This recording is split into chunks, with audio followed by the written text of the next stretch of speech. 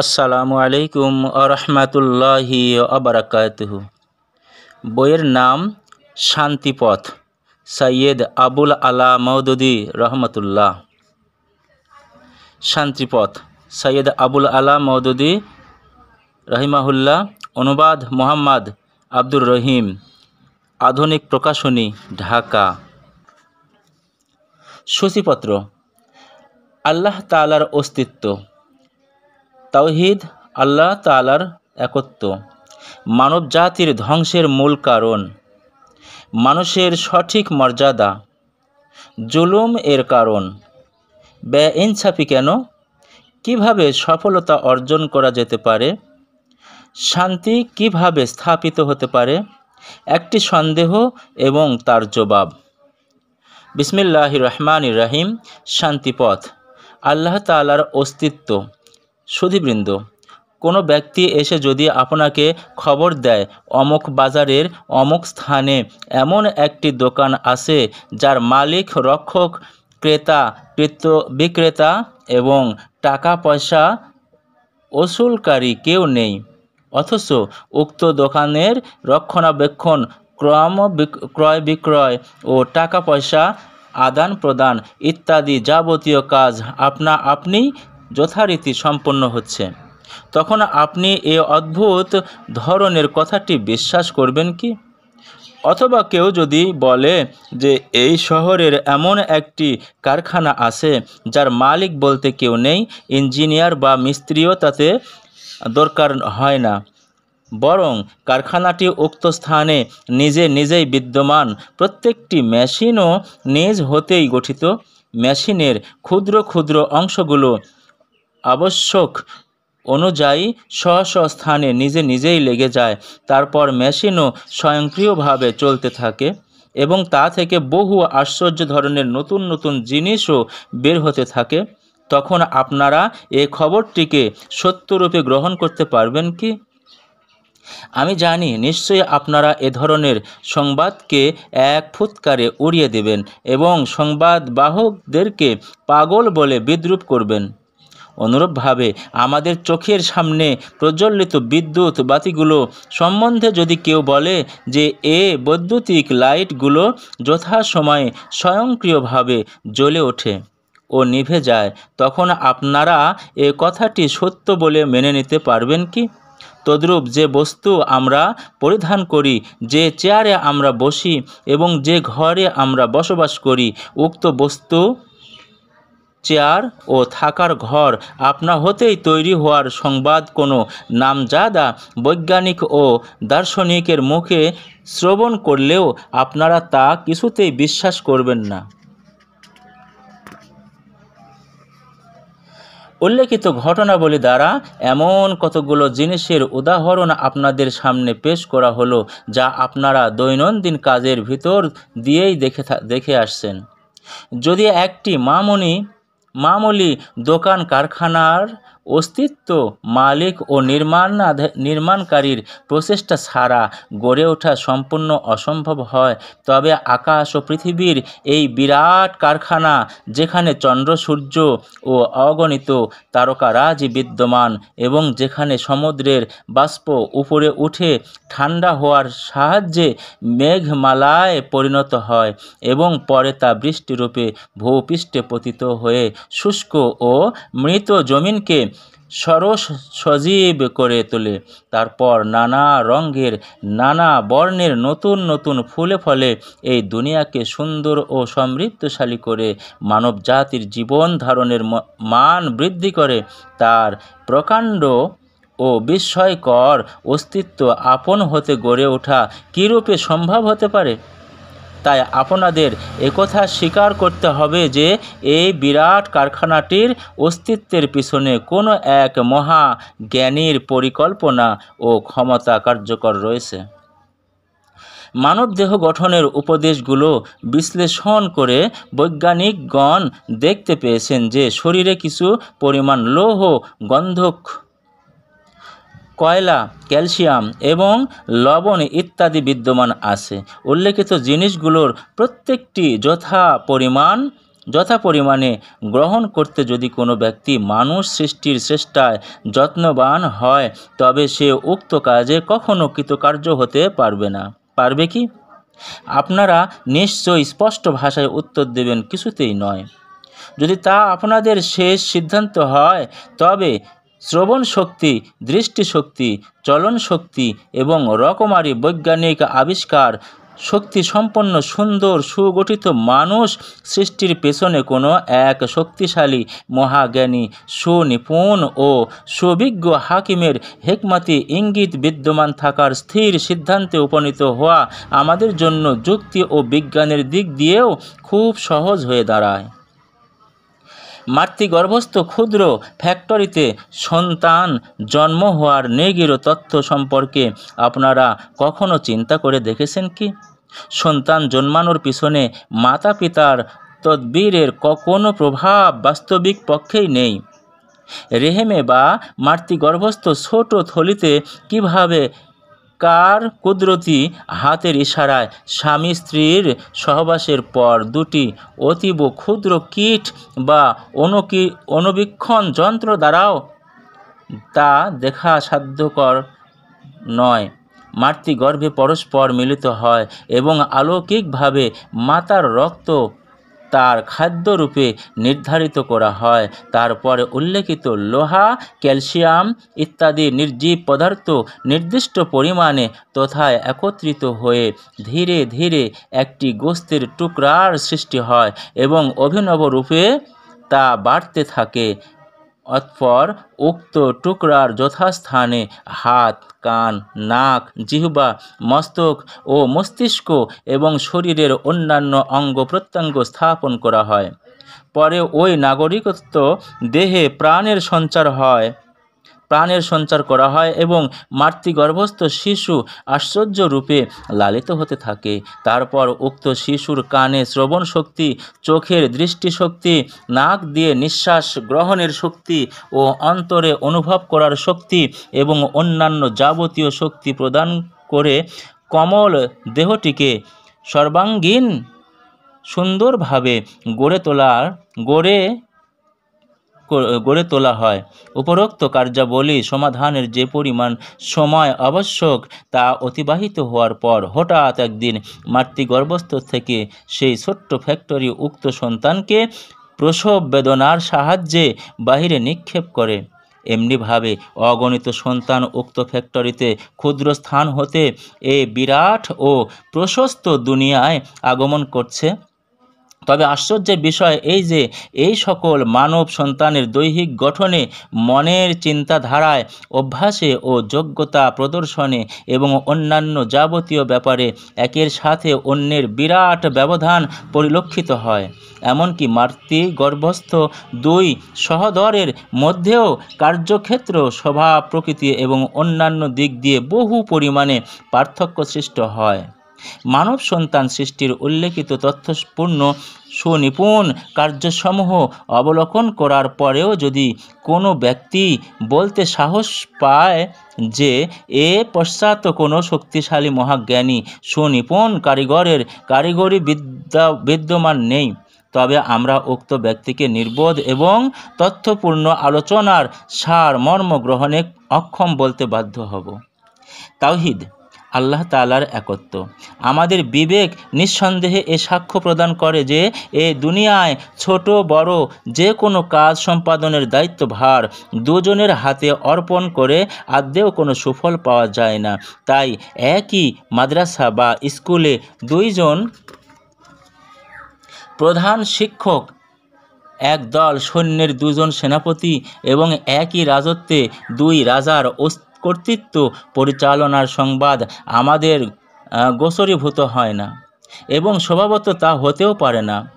আমাদের জীবন পথের ছোটোখাটো ব্যাপারের মধ্য দিয়েও আমরা এই অভিজ্ঞতা অর্জন করতে সক্ষম হই যে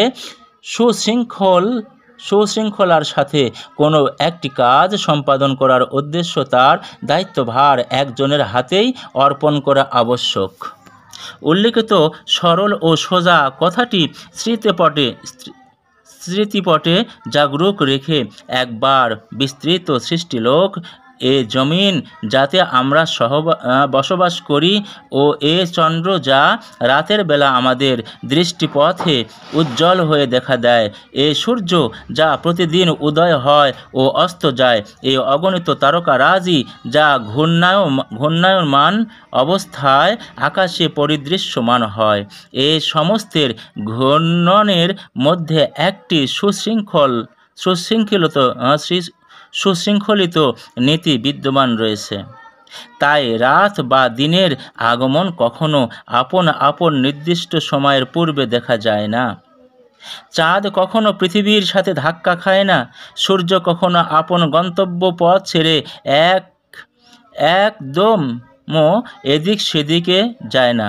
এই অসংখ্য ভ্রাম্যমান তারকারাজি, যার মধ্যকার কোনো কোনো তারকা আমাদের এই পৃথিবী অপেক্ষা বহু গুণ বড়, প্রত্যেকটি ঘড়ির যন্ত্রপাতির ন্যায় একটি শৃঙ্খলায় আবদ্ধ এবং এক নির্ধারিত ব্যবস্থা অনুযায়ী আপন নির্দিষ্ট পথে গতিশীল। কেউ আপন পথ হতে এক চুল পরিমাণও টলতে সমর্থ নয়। এসবের মধ্যকার পারস্পরিক সম্পর্কের ভিতরে সামান্য পরিমাণ ব্যতিক্রম ঘটলে এই পৃথিবীর সমস্ত কারখানাই উলটপালট হতে বাধ্য, এবং অসাবধানতা বা অনিয়মের ফলস্বরূপ ট্রেনের সংঘর্ষের ন্যায় ভ্রাম্যমান তারকারাজিতেও বিরাট সংঘর্ষের সৃষ্টি হতো। এ তো গেল আকাশ রাজ্যের কথা। এখন একবার এই পৃথিবী ও আমাদের আপন অস্তিত্বের প্রতি দৃষ্টিপাত করুন। এ ধূলির ধরায় আমাদের জীবন ধারণের সব বিচিত্র কর্মকাণ্ড ও কতকগুলির বিধি ব্যবস্থার সীমার মধ্যে আবদ্ধ। পৃথিবীর মধ্যাকর্ষণ শক্তি প্রত্যেক জিনিসকে আপন সীমায় বেঁধে রেখেছে। উক্ত শক্তির অভাবে মুহূর্তের মধ্যে সৃষ্টির সমস্ত কলকারখানা নষ্ট হয়ে যাবে। এই কারখানার প্রত্যেকটি কলকব্জা বিশেষ শৃঙ্খলার ভিতরে দিয়েই আপন কর্তব্য সম্পাদন করছে। বাতাস আপন কর্তব্য কর্মের অবিরাম নিযুক্ত রয়েছে, পানিও তার নির্দিষ্ট নীতি অনুসরণ করছে, আলোর করণীয় কাজও যথারীতি সম্পন্ন হচ্ছে। এভাবে বছরের ঋতুগুলো আপন কর্তব্য প্রতিপালনে রত। মাটি, পাথর, বিদ্যুৎ, বাষ্প, গাছ ও জন্তু জানোয়ার ইত্যাদি কারও নিজ সীমার বাহিরে চলার শক্তি নেই। এই কারখানার প্রত্যেক যন্ত্রই নিজের নির্দিষ্ট সীমার মধ্যে থেকে একে অন্যের সাথে মিলিতভাবে কাজ করছে, এবং এই বিশ্বের সব কিছুর অস্তিত্বের পশ্চাতে উক্ত সম্মিলিত চেষ্টার ফল বিদ্যমান রয়েছে। উদাহরণস্বরূপ একটি ক্ষুদ্র জীবকে গ্রহণ করুন। তা আমরা জমিতে বপন করি। উক্ত বীজ কখনো একদিনে বিরাট গাছে পরিণত হয় না, বরং আকাশ ও পৃথিবীর সম্মিলিত শক্তি এর পিছনে রয়েছে। ভূমি একে আর্দ্রতা ও উর্বরতার দিক দিয়ে সাহায্য প্রদান করছে, সূর্য এটাকে আলো তাপ দিচ্ছে, পানি, বাতাস এবং রাত ও দিন একে সম্পূর্ণ জরুরি সাহায্য দান করছে। এই বিশেষ ব্যবস্থার মধ্য দিয়ে বহুদিন, মাস, বছর ও কাল অতিবাহিত হওয়ার পর উল্লেখিত ক্ষুদ্র বীজটি একটি ফলন্ত গাছে পরিণত হয়। আমাদের জীবন ধারণের সহায়ক অগণিত ফসল ও ফলমূল প্রাপ্তির পিছনে বহু শক্তির সম্মিলিত চেষ্টা নিহিত রয়েছে। অনুরূপভাবে আমাদের বেঁচে থাকার পিছনেও আকাশ ও পৃথিবীর যাবতীয় শক্তির সম্মিলিত চেষ্টার ফল বিদ্যমান। কেবলমাত্র বাতাসও যদি উক্ত শক্তিসমূহ হতে বিলীন হয়, তবে আমরা মুহূর্তের মধ্যেই ধ্বংস হয়ে যাব। যদি বাতাস ও উত্তাপের সাথে পানি সম্মিলিতভাবে কাজে যোগদান না করে, তবে আমরা এক ফোঁটা বৃষ্টিও লাভ করতে পারি না। মাটি ও পানির মিলিত চেষ্টা না হলে আমাদের বাগান শুকিয়ে যাবে, কৃষিকাজ বন্ধ হবে এবং থাকার ঘর নির্মিত হতে পারবে না। বারুদের ঘর্ষণ দ্বারা দিয়াশলাইয়ের কাঠি হতে আগুন সৃষ্টি না হলে আমাদের উনুন জ্বলবে না এবং বহু কারখানার বন্ধ হয়ে যাবে। লোহা ও আগুন সংমিশ্রণ বিভিন্ন কারখানা ছোট চাকু পর্যন্ত নির্মাণ করা অসম্ভব। মোট কথা, এই বিরাট বিশ্ব শুধু এজন্যই টিকে আছে যে এ সুবৃহৎ রাজত্বের প্রত্যেকটি বিভাগ বিশেষ করে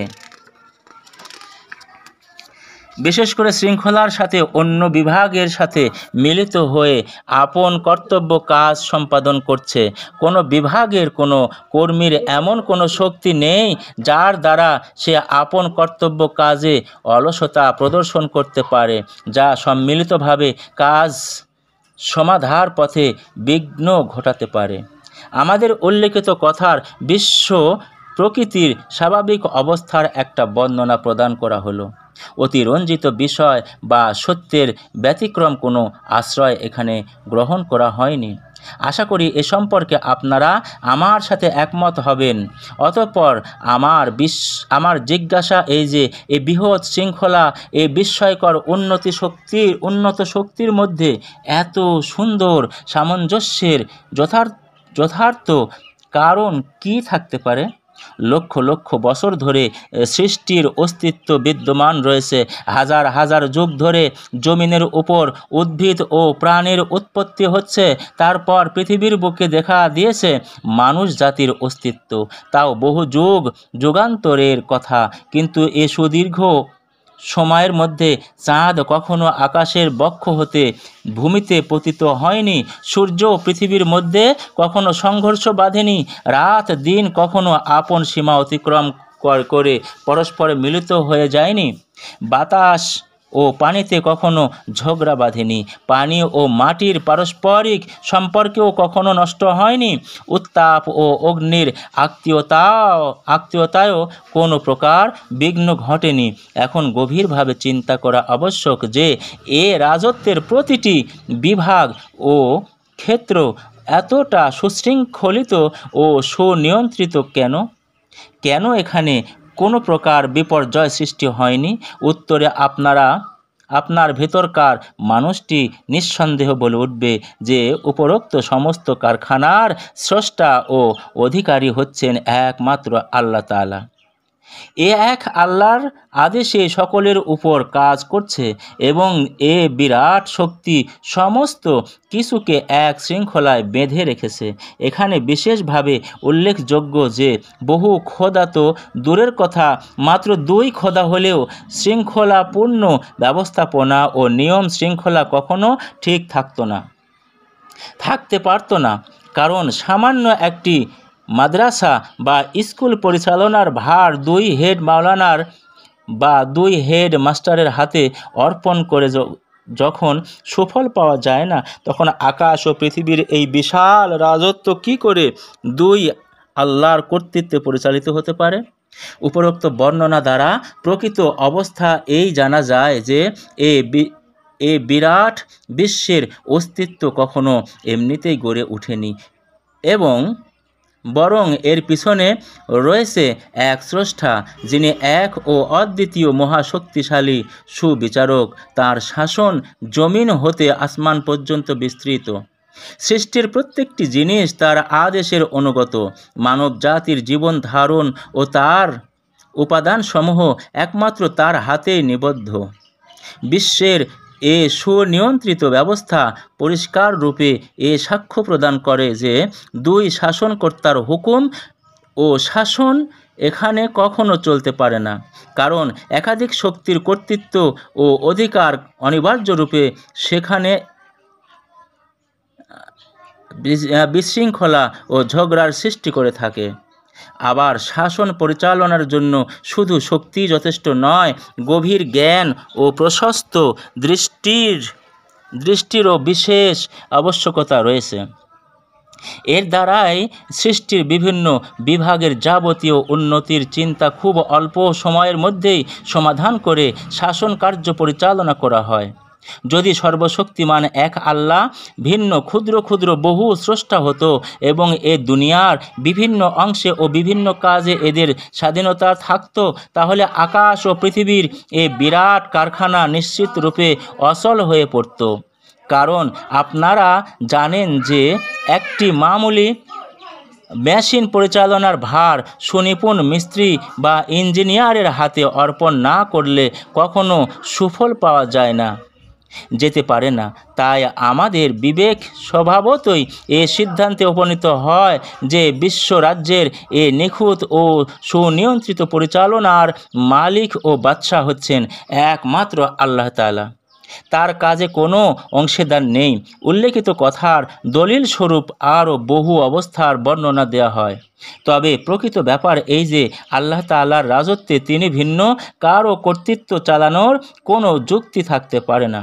কেননা যে সৃষ্টির অস্তিত্ব আল্লাহর কুদরতি ইঙ্গিতে গড়ে উঠেছে ও বজায় রয়েছে এবং যার সাহায্যে ও দান ভিন্ন একটি মুহূর্তের জন্য সে চলতে অক্ষম, সে সৃষ্টির কোনো বস্তু বা ব্যক্তি কি আল্লাহর কর্তৃত্বে কোনো রূপ অংশীদার হতে পারে? আপনারা কখনো কোনো চাকরকে প্রভুত্ব খাটানোর ব্যাপারে আপন প্রভুর শরিক হতে দেখেছেন কি? কৃতদাস বা বেতনভোগী চাকরকে মালিক বা মনিব কখনো তার সম্পত্তি ও স্বাধীনতার অংশীদার করেন কি? উপরোক্ত কথার সারমর্ম উপলব্ধি করার পর একটু চিন্তা করলে আপনাদের বিবেক অনায়াসে এ সাক্ষ্য প্রদান করবে যে আল্লাহর এ রাজ্যে তার বর্ণিত মত ও পথ ভিন্ন কেউ অন্য কোনো স্বাধীন মত পোষণ ও প্রকাশ করার ন্যায়ত কোনো অধিকার রাখে না। এতদ্ সত্ত্বেও যদি কেউ বেপরোয়াভাবে স্বাধীনতা ঘোষণা করে বসে, তবে তা হবে প্রাকৃতিক নিয়ম, বাস্তবতার জ্ঞান ও সত্যের সম্পূর্ণ বিপরীত কাজ। মানব জাতির ধ্বংসের মূল কারণ উপরে বাস্তব সত্যের যে বর্ণনা দেওয়া হলো তার মধ্যেই সমগ্র জগতের নিগূঢ় রহস্য রয়েছে। অতঃপর অনুধাবন করার বিষয় এই যে আমরা ও আমাদের অস্তিত্ব বিশ্ব সৃষ্টির বহির্ভূত কিছু নয়, বরং আমরা এই বিরাট সৃষ্টির সামান্য অংশ মাত্র। তাই আমাদের জীবন ধারণেরও বর্ণিত নিয়মাবলীর প্রকাশ্য প্রভাব স্বভাবতই বিদ্যমান থাকতে বাধ্য। আজ আমাদের প্রত্যেকের মনে একটি জটিল প্রশ্ন অতিশয় তীব্রভাবে বারবার জাগ্রত হচ্ছে, তা এই যে শান্তি কোথায়? মানব জীবনে আজ সকল প্রকারের শান্তি হতে বঞ্চিত হলো কেন? কেন আজ জাতিতে জাতিতে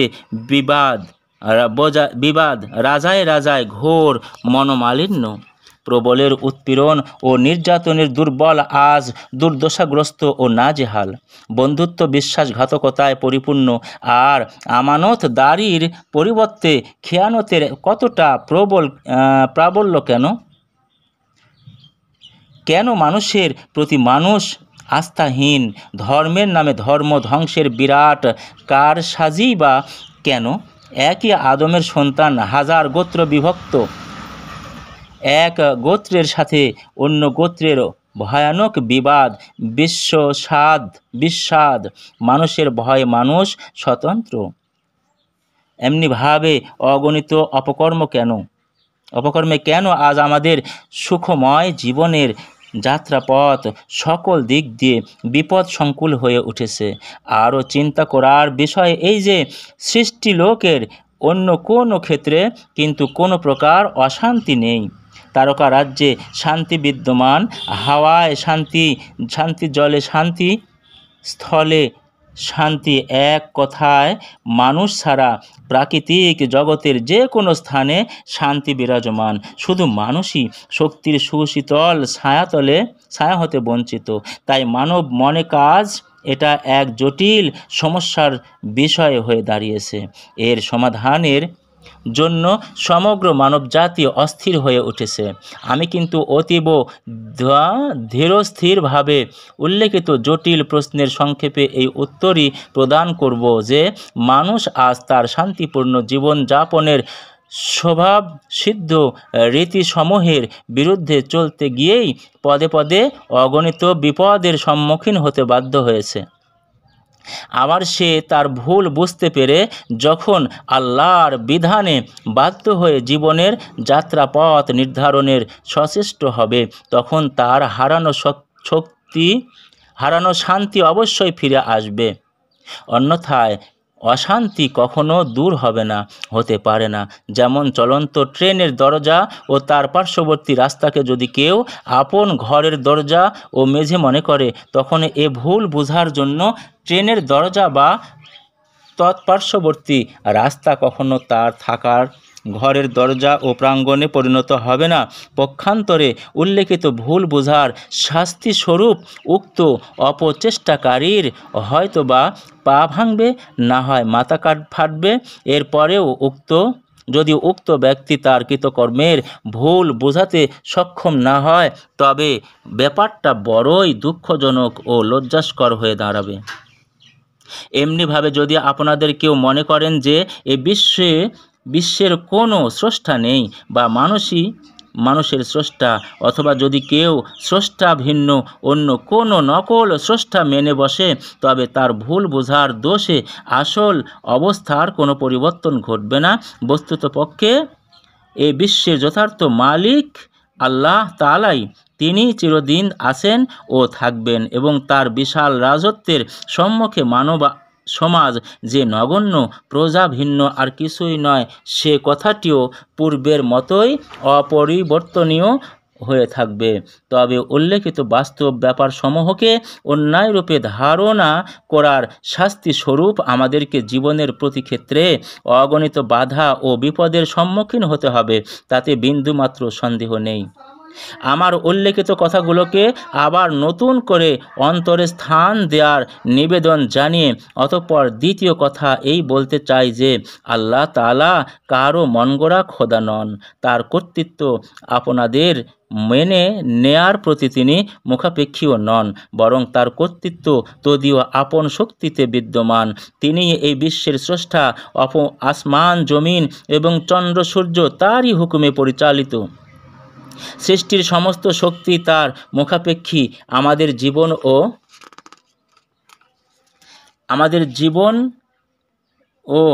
জীবন ধারণের সমস্ত সামগ্রী তার প্রদত্ত জিনিস সমূহের অন্যতম, এবং আমাদের অস্তিত্ব তার কুদরতের নমুনা স্বরূপ। এটাই হচ্ছে প্রকৃত ব্যাপার। আপনারা স্বীকার করুন আর নাই করুন, এই প্রকৃত ব্যাপার কখনো অন্য রূপ ধারণ করতে পারে না।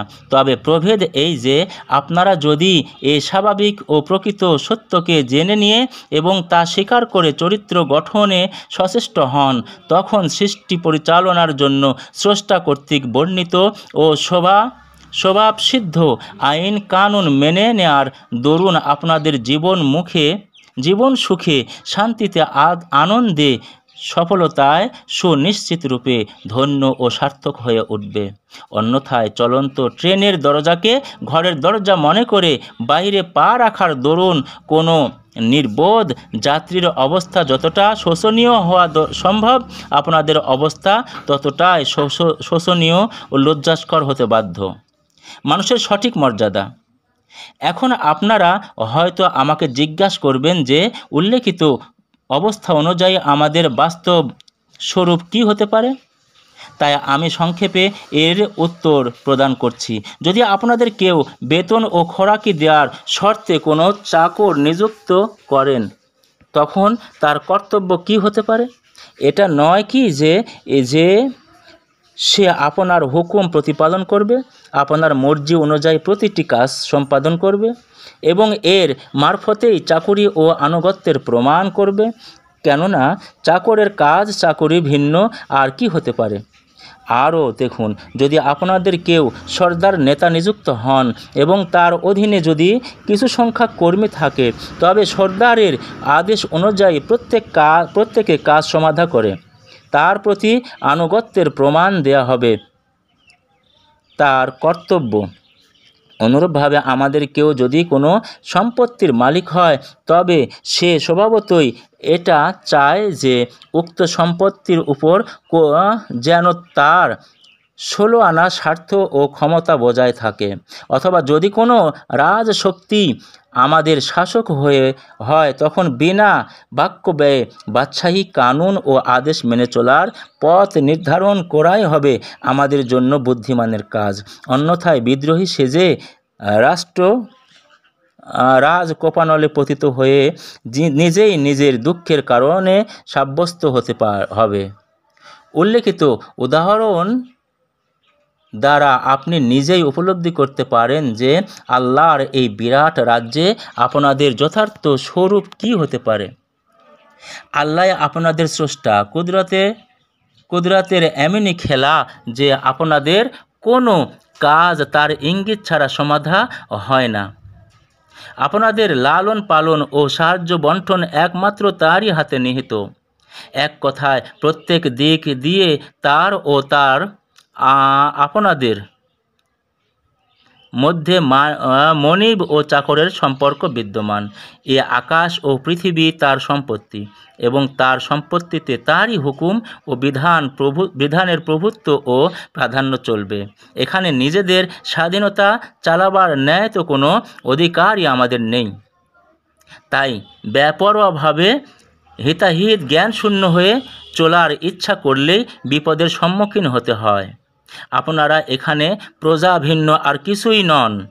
প্রজাদের মধ্যে কারো একথা বলার শক্তি নেই যে আমি গভর্নর, আমি ডিরেক্টর, আমি স্বতন্ত্র ইত্যাদি। এমনিভাবে পার্লামেন্ট বা অ্যাসেম্বলি দ্বারা ইচ্ছাধীন আইন পাশ করে আল্লাহর বান্দাগণকে এ আইন মানানোর জন্য চাপ দেওয়ার কোনো অধিকারও এখানে কারো নেই। আসল বাদশাহের প্রজা হওয়া ভিন্ন, নকল ও মিথ্যা বাদশাহের প্রজা হওয়া ও তার বানানো নকল আইন মেনে চলা কখনো কোনো প্রজার শক্তি সিদ্ধ ও জায়েজ নয়। এক্ষেত্রে বাদশাহীর দাবি করা বা অন্য নকল বাদশাকে স্বীকার করা উভয়ই প্রকৃত বাদশাহের বিরুদ্ধে বিদ্রোহ করার সমতুল্য। আর এজন্য শাস্তিও সুনিশ্চিত। তার কুদরতের হাত হতে মুক্তি পাওয়ার শক্তি কারো নেই। এমনকি মৃত্যুর পর আমাদের শরীরের প্রতিটি অংশ মাটিতে মিশে যাক বা আগুনে পুড়ে ভস্ম হয়ে যাক বা পানিতে মিশে মাছের খোরাক হোক বা অন্য কোনো প্রকারে বিনষ্ট হোক, যখন হিসাবের জন্য তিনি আমাদের তলব করবেন তখন হাওয়া, জমিন, পানি ও মাটি ইত্যাদি তার হুকুমের অধীন হয়ে নির্দেশ অনুযায়ী কাজ করতে বাধ্য হবে।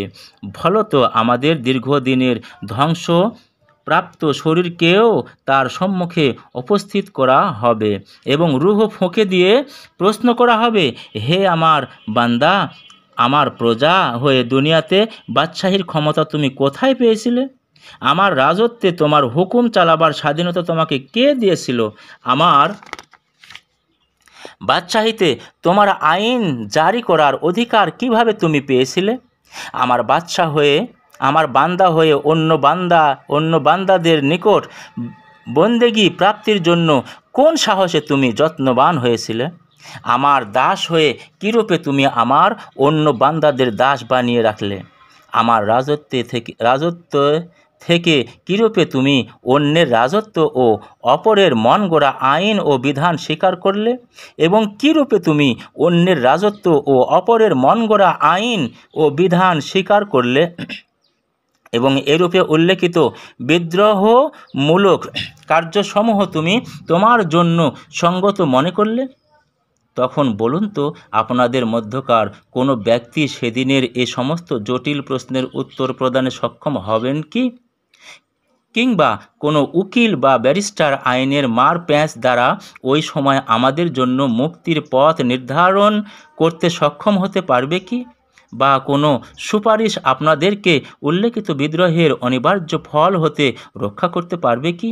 যদি মনে করেন যে সেই দিনের শাস্তি হতে অব্যাহতির যথার্থ পথ আজ প্রকৃত সৃষ্টিকর্তার আনুগত্য ও হুকুমদারির মধ্যেই নিহিত, তবে আর কাল বিলম্ব না করে বিশ্বজাহানের যথার্থ মালিক ও প্রতিপালকের প্রতিটি আইন ও হুকুম প্রতিপালনের ভিতর দিয়েই ইহকাল ও পরকালের সত্যিকার পথ অনুসন্ধান করুন। জুলুমের কারণ। সুধীবৃন্দ, এখানে কেবল হক বা সত্যের প্রশ্ন নয়, সঙ্গে সঙ্গে আরও একটি প্রশ্ন আমাদের সম্মুখে উপস্থিত হয়। তা এই যে, সর্বশক্তিমান আল্লাহ তাআলার এ অসীম কর্মময় রাজ্যে আইন প্রণয়ন ও রাজত্ব করার যথার্থ যোগ্যতা মানুষের আছে কি? আমি পূর্বে বলেছি যে মেশিনারি কাজে অজ্ঞ ব্যক্তি মেশিন চালাতে আরম্ভ করলে তার অজ্ঞতা হেতু মেশিন নষ্ট হবেই। অজ্ঞ ব্যক্তিকে সামান্য মোটর গাড়ি চালাতে দিলে সে তিক্ত ফল আপনারা সহজেই অনুভব করতে পারবেন। এখন খুব গভীরভাবে চিন্তা করে দেখুন যে যখন একটি লোহার মেশিন পরিচালনায় পাকা জ্ঞান ভিন্ন ঠিকমতোভাবে তা চালানো সম্ভব নয়, তখন মানুষ যার সৃষ্টিকার্য অগণিত কৌশলে পরিপূর্ণ এবং যার জীবনের প্রশস্ত কর্মক্ষেত্র বহু ও বৈচিত্র্যময় কাজে জড়িত, সেই সহস্র প্রকার জটিল মানব মেশিন পরিচালনার কঠিনতম কাজ কি করে ওই সকল লোক কর্তৃক সম্ভব হতে পারে, যারা নিজেকেও যথার্থ রূপে জানতে ও চিনতে সক্ষম? এ সকল অজ্ঞ ও আনাড়ি ব্যক্তি যখন আইন প্রণয়নের অধিকারী হয়ে মানব জীবনের ড্রাইভারি করার দায়িত্বপূর্ণ কার্যভার গ্রহণ করে, তখন তার অবস্থা অজ্ঞ মোটর ড্রাইভারের মতোই মোটর পরিচালনার ন্যায় দুঃসাধ্য ও বিপজ্জনক হতে বাধ্য। এজন্য যেখানে আল্লাহ ভিন্ন মানুষের রচিত আইন কানুন স্বীকার করা হয় এবং আল্লাহর আনুগত্য ছেড়ে মানুষের হুকুম প্রতিপালন করা হয়, সেখানে শান্তি কখনো প্রতিষ্ঠিত হতে পারে না, বরং মানুষই মানুষের অশান্তির সুনিশ্চিত কারণ সাব্যস্ত হয়ে থাকে।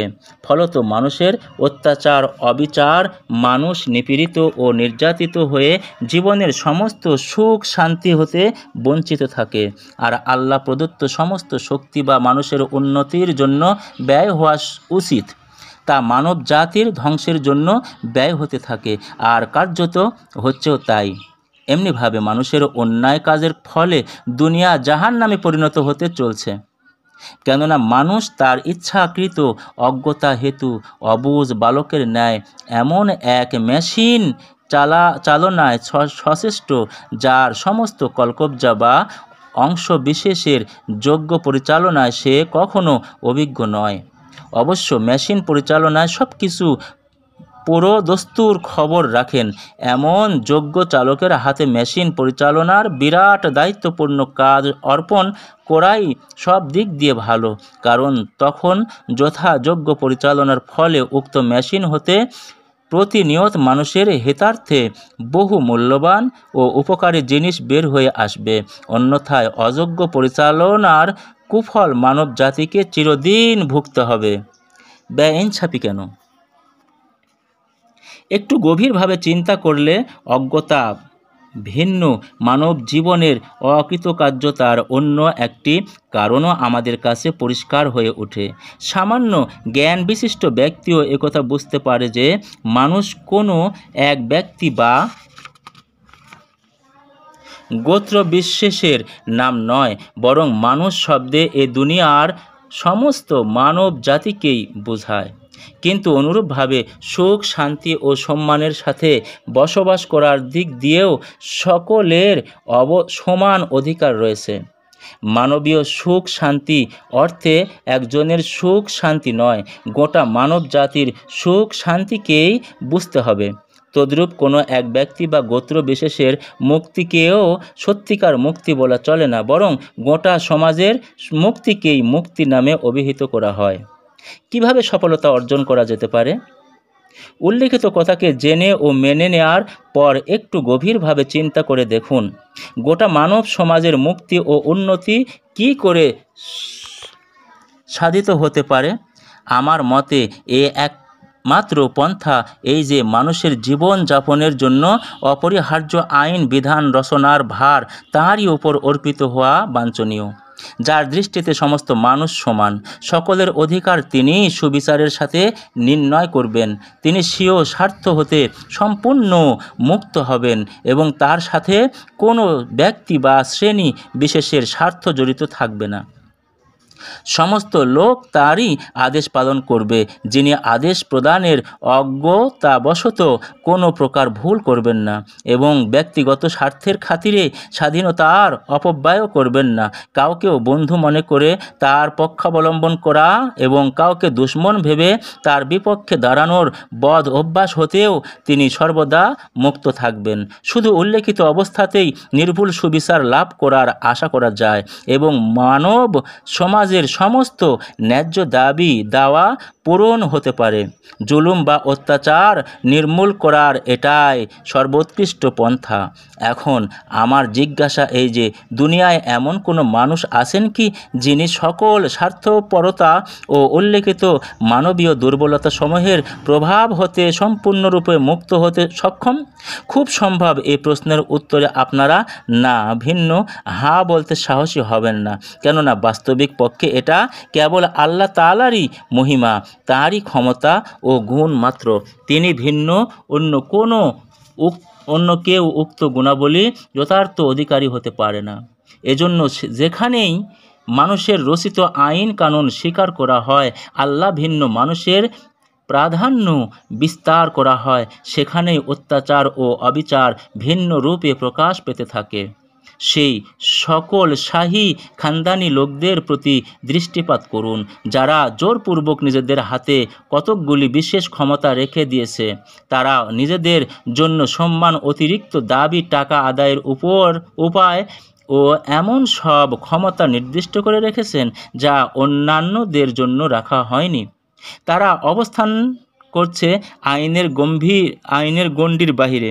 তাদের বিরুদ্ধে কোনো দাবি দাওয়া প্রশ্ন উত্থাপন করা যায় না। তারা যা ইচ্ছা তাই করে।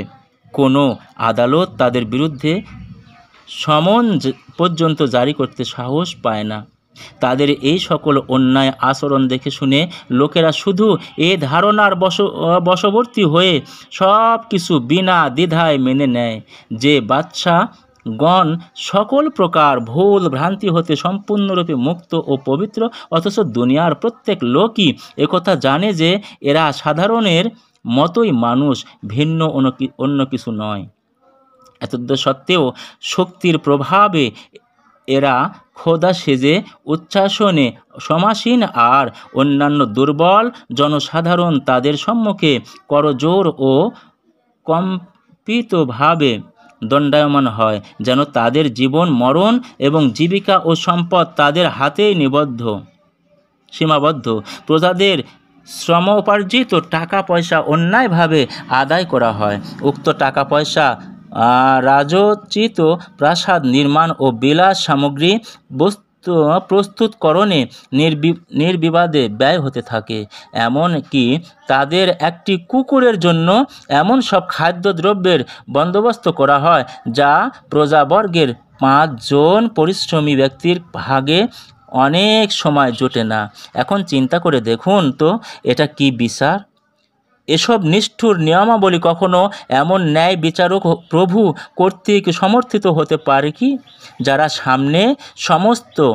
সামনে সমস্ত মানব জাতির দাবি দাওয়া সমান?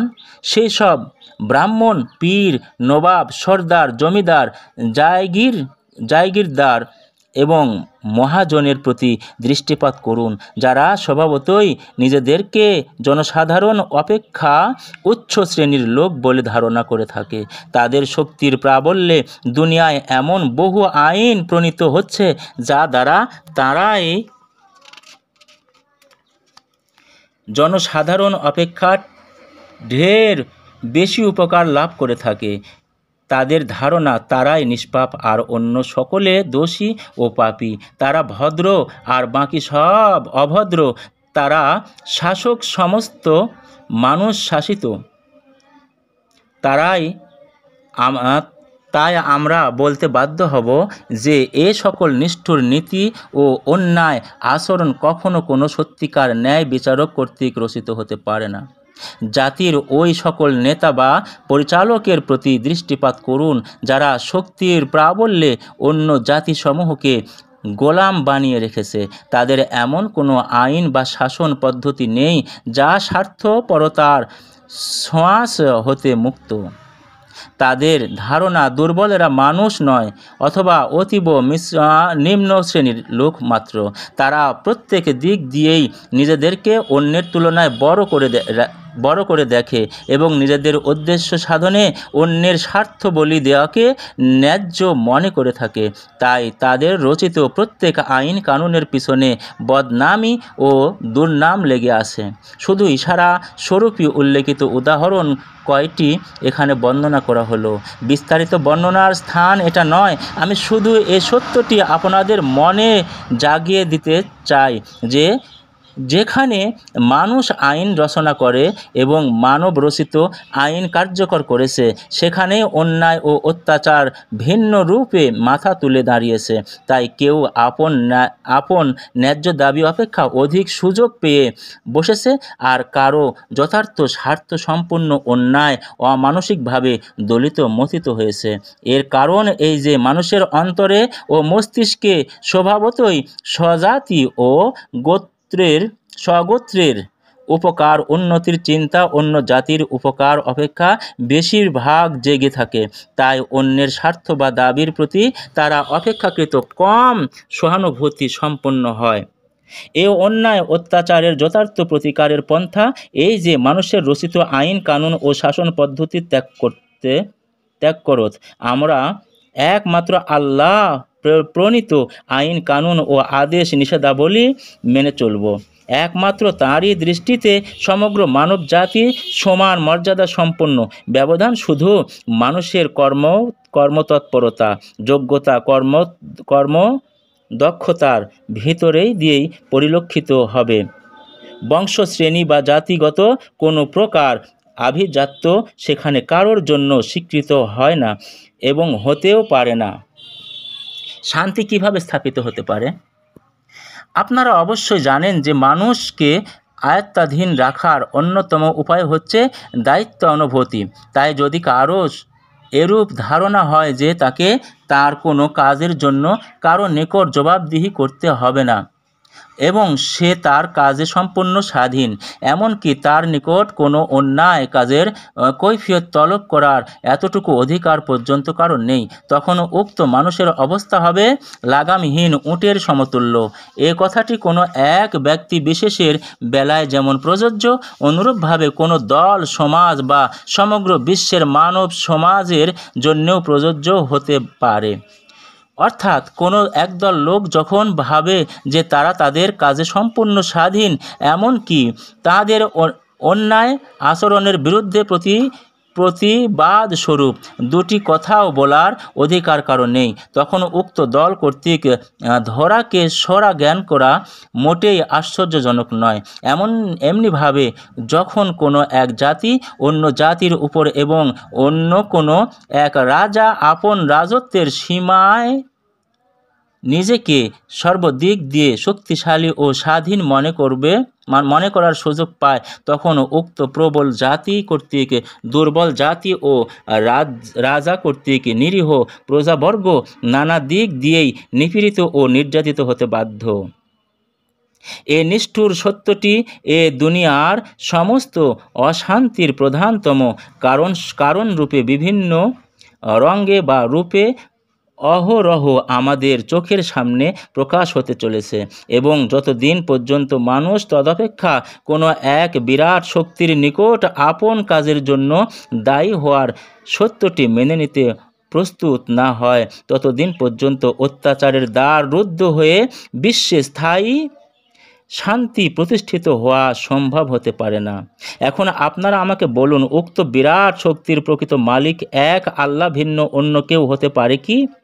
মানুষের মধ্যে হতে তো কেউ এ শক্তির অধিকারী হতে পারে না, কারণ এ শক্তির অধিকার লাভের পর মানুষ হবে অত্যাচারী ও অবিচারী। এক কথায় সে তখন হবে এ দুনিয়ার ফেরাউনদের অন্যতম। ফলে কেউ হয়তো তার সমর্থন লাভ করে খুব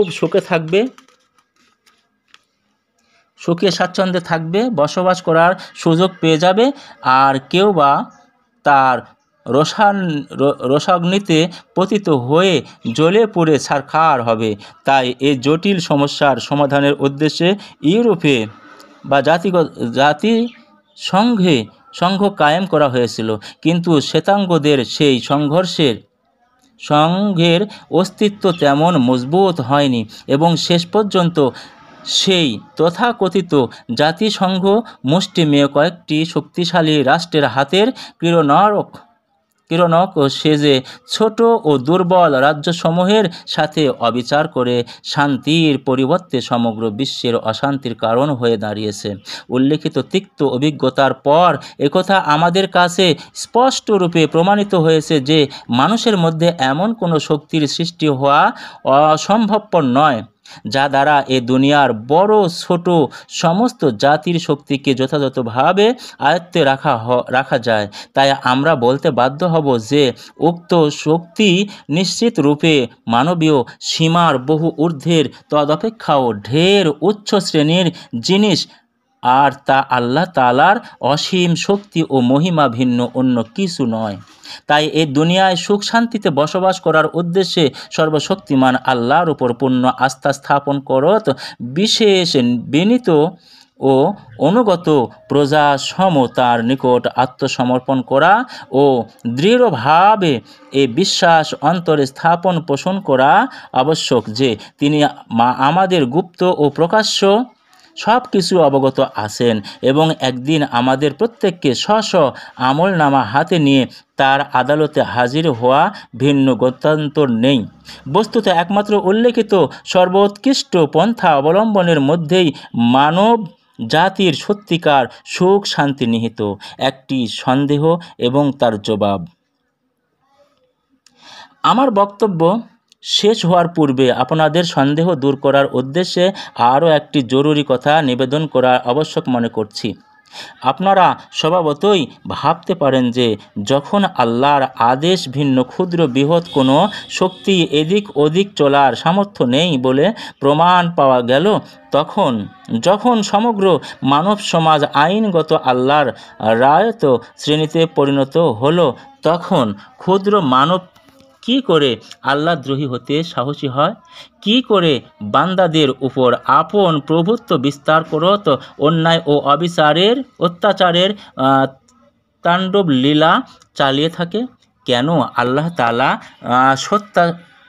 তাআলা যথা সত্তর উক্ত অত্যাচারীর শাস্তি বিধান করেন না? এ সন্দেহের উপর এই যে সর্বশক্তিমান আল্লাহর বিরাট রাজত্বের সামনে কয়েকটি মানুষ এ দুনিয়ার শক্তিশালী কোনো এক বাচ্চা কর্তৃক তার অধীনস্থ কোনো স্থানের শাসন কার্য পরিচালনার ভারপ্রাপ্ত কর্মচারী স্বরূপ উক্ত স্থানের অন্তর্গত রেললাইন, টেলিগ্রাফ, টেলিফোন, দেশ রক্ষা ও সৈন্যবাহিনী ইত্যাদি তাঁরই সরলগত। তাই তার ব্যাপক শক্তির তুলনায় তৎকর্তৃক নিযুক্ত কর্মচারীর ক্ষমতা অতীব তুচ্ছ ও নগণ্য। এমনকি বাদশাহের ইচ্ছা ভিন্ন কর্মচারীদের এক পা এদিক ওদিক চলার শক্তিও নেই। কিন্তু বাদশাহ উক্ত কর্মচারীকে প্রদত্ত ক্ষমতা এবং সৎ অসৎ ব্যবহারের পরীক্ষা করার জন্য যথেষ্ট স্বাধীনতা প্রদান করত দূর হতে নীরবে তার কার্য নিরীক্ষণ করে থাকেন। এমতো অবস্থায় শিক্ষিত, বুদ্ধিমান, ভদ্র ও নিমুখ হালাল কর্তৃক কর্মচারী রাজ প্রদত্ত ক্ষমতাবান হয়েও দেশের কোনো প্রকার অন্যায় ও অত্যাচারের সৃষ্টি না করে রাজভক্ত কর্মচারীর ন্যায় আপন কর্তব্য সম্পন্ন করে নিজেকে রায়ত বা প্রজার নিকট প্রিয় করে তুলতে সচেষ্ট হয়। ফলে বাদশাহ তার উপর সন্তুষ্ট হয়ে তার পদমর্যাদা বৃদ্ধি করে থাকেন। পক্ষান্তরে কর্মচারী যদি দুষ্ট বুদ্ধি ও নিমুখ হারাম অকৃতজ্ঞ হয় এবং প্রজাগণ যদি নির্বোধ বা অশিক্ষিত হয়, তখন উক্ত কর্মচারী বাদশাহ প্রদত্ত ক্ষমতায় নিজেকে পূর্ণ ক্ষমতাবান মনে করে বিদ্রোহ ঘোষণা করে ও নিজেকে বাদশাহ বলে ঘোষণা করার অন্যায় সাহসী হয়ে থাকে। আর এদিকে মূর্খ ও অশিক্ষিত প্রজাবর্গ কোর্ট আদালতে চাকুরির কাজে, এমনকি ফাঁসির আদেশ প্রদানেরও উক্ত কর্মচারীর পূর্ণ ক্ষমতা দর্শন করে তাকে বাদশাহ বলে স্বীকার করতে দ্বিধাবোধ করে না। আর ওইদিকে বাদশাহ দূর হতে অন্ধ প্রজাবর্গ ও বিদ্রোহী কর্মচারীর অন্যায় আচরণ নিরীক্ষণ করতে থাকেন। ইচ্ছা করলে মুহূর্তেই তিনি তাদেরকে শাস্তি প্রদান করতে পারেন, কিন্তু তিনি খুব ধীর স্থির, তাই সত্বর শাস্তির ব্যবস্থা না করে প্রজাবর্গ ও কর্মচারীকে স্বাধীনতা প্রদান করেন। তাদের পরীক্ষা করতে থাকেন যেন তাদের দুষ্ট বুদ্ধির সকল মাত্রা পূর্ণভাবে প্রকাশ পায়। বাদশাহ অচিরেই এদের জন্য কোনো শাস্তি বিধান করেন না, এ কারণে যে তার শক্তি এত বিরাট ও ব্যাপক যে উক্ত বিদ্রোহী কর্মচারী হাজার চেষ্টা করেও তার বাদশাহী ছিনিয়ে নিতে কখনোই সক্ষম নয়, বরং বিদ্রোহী ও অকৃতজ্ঞতার দ্বারা স্বীয় ধ্বংসের সুনিশ্চিত কারণ হয়ে থাকবে। এরূপে প্রজাবর্গের বিদ্রোহ ও অন্যায় আচরণ যখন চরমে উঠে, তখন বাদশাহের পক্ষ হতে উভয়ের জন্য এমন কঠোর শাস্তির ব্যবস্থা করা হয়, যার হাত হতে অব্যাহতির কোনো তদবিরই তখন আর কার্যকরী হয় না। বন্ধুগণ, আমরা উক্ত রাজ কর্মচারী এবং প্রজাবর্গের প্রত্যেক ব্যক্তি আজ উল্লেখিত কঠিন পরীক্ষায় লিপ্ত। এখানে আমাদের জ্ঞান, শক্তি, কর্তব্যপরায়ণতা ও আনুগত্যের কঠিন পরীক্ষা চলছে। আমাদের প্রত্যেককে আজ মীমাংসা করতে হবে যে আমরা আমাদের প্রকৃত বাদশাহের নিমক হালাল প্রজা কিনা। অবশ্য আমি আমার জন্য নিমক হালাল হওয়ারই চূড়ান্ত মীমাংসায় উপনীত হয়েছি এবং প্রত্যেক আল্লাহদ্রোহীর সাথে পরিষ্কার রূপে বিদ্রোহ ঘোষণা করেছি। আর আপনারাও আপনাদের স্ব পথ নির্ধারণের সম্পূর্ণ স্বাধীন। একদিকে ওই সকল উপকার ও অপকার যা আল্লাহ কর্তৃক প্রদত্ত শক্তিতে শক্তিবান আল্লাহদ্রোহী কর্মচারীর মধ্যস্থতায় আপনারা পেয়ে থাকেন, অন্যদিকে ওই সকল লাভ লোকসান যা স্বয়ং সর্বশক্তিমান আল্লাহ তাআলার আপন বান্দাদের উপর পৌঁছাতে 16 আনা সক্ষম। এখন আপনারা আপনাদের পছন্দ অনুযায়ী এই দুইয়ের কোনো একটিকে নিজেদের জন্য মনোনীত করুন। সমাপ্ত। প্রিয় বন্ধুগণ, বইটি লিখেছেন সৈয়দ আবুল আলা মওদুদী রাহিমাহুল্লাহর ভাষণ থেকে। তো বইটি পড়াতে যদি কোনো ভুল ত্রুটি হয়ে যায়, আপনারা মার্জনা চোখে দেখবেন এবং আরও বই পেতে আমাদের সাথেই থাকুন। আমাদের চ্যানেলটিকে সাবস্ক্রাইব করে বেল বাটনটি বাজিয়ে দিন। আসসালামু আলাইকুম ওয়া রাহমাতুল্লাহি ওয়া বারাকাতুহু।